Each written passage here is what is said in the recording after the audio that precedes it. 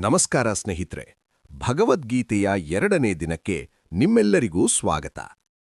ನಿನ್ನೆಯ ಭಾಗದಲ್ಲಿ ನಾವು ಕೌರವ ಸೈನ್ಯದ ಸನ್ನದ್ಧತೆ ಮತ್ತು ಭೀಷ್ಮ ಪಿತಾಮಹರ ಶಂಖನಾದವನ್ನು ಕೇಳಿದೆವು. ಇಂದು ಅಧರ್ಮದ ಸವಾಲಿಗೆ ಧರ್ಮದ ಸೈನ್ಯ ಅಂದರೆ ಪಾಂಡವರು ಹೇಗೆ ಉತ್ತರ ನೀಡುತ್ತಾರೆ, ಭಗವಾನ್ ಶ್ರೀಕೃಷ್ಣನ ದಿವ್ಯ ಪ್ರವೇಶ ಹೇಗಾಗುತ್ತದೆ ಎಂಬುದನ್ನು ನೋಡೋಣ. ತತಃ ಶ್ವೇತೈರ್ಹಯೈರ್ಯುಕ್ತೆ ಮಹತಿ ಸ್ಯಂದನೆ ಸ್ಥಿತೌ ಮಾಧವಃ ಪಾಂಡವಶ್ಚೈವ ದಿವ್ಯೌ ಶಂಖೌ ಪ್ರದದ್ಮತುಃ.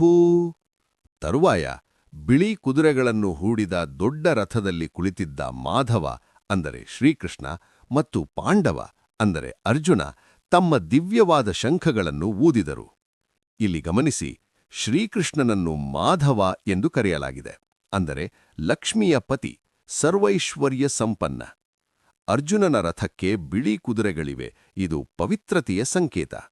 ಶ್ರೀಕೃಷ್ಣನು ಪಾಂಚಜನ್ಯ ಎಂಬ ಶಂಖವನ್ನು ಊದಿದರೆ ಅರ್ಜುನನು ದೇವದತ್ತ ಎಂಬ ಶಂಖವನ್ನು ಊದುತ್ತಾನೆ.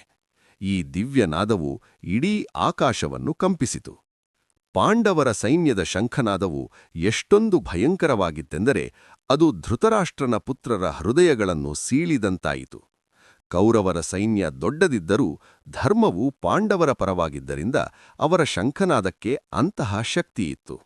ಸತ್ಯ ಮತ್ತು ಧರ್ಮದ ಹಾದಿಯಲ್ಲಿ ನಡೆಯುವಾಗ ನಮ್ಮ ಆತ್ಮವಿಶ್ವಾಸ ಹೇಗಿರುತ್ತದೆ ಎಂಬುದಕ್ಕೆ ಈ ಶಂಖನಾದವೇ ಸಾಕ್ಷಿ. ನೀವು ಸರಿಯಾದ ದಾರಿಯಲ್ಲಿದ್ದರೆ ನಿಮ್ಮ ಧ್ವನಿ ಎದುರಾಳಿಯ ಎದೆಯಲ್ಲಿ ನಡುಕ ಹುಟ್ಟಿಸಬಲ್ಲದು. ಅರ್ಜುನ ಉವಾಚ ಸೇನಯೋರುಭಯೋರ್ಮಧ್ಯೆ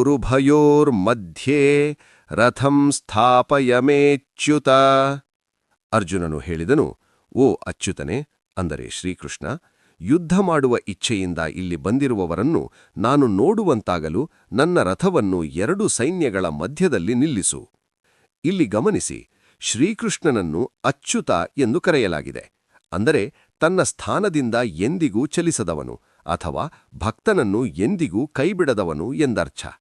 ಜಗದೊಡೆಯನಾದ ಕೃಷ್ಣನು ಇಲ್ಲಿ ಅರ್ಜುನನ ಸಾರಥಿಯಾಗಿ ಅವನ ಆಜ್ಞೆಯನ್ನು ಪಾಲಿಸುತ್ತಿದ್ದಾನೆ. ಅರ್ಜುನನಿಗೆ ತನ್ನ ಎದುರಾಳಿಗಳು ಯಾರು ಎಂದು ನೋಡುವ ಕುತೂಹಲ.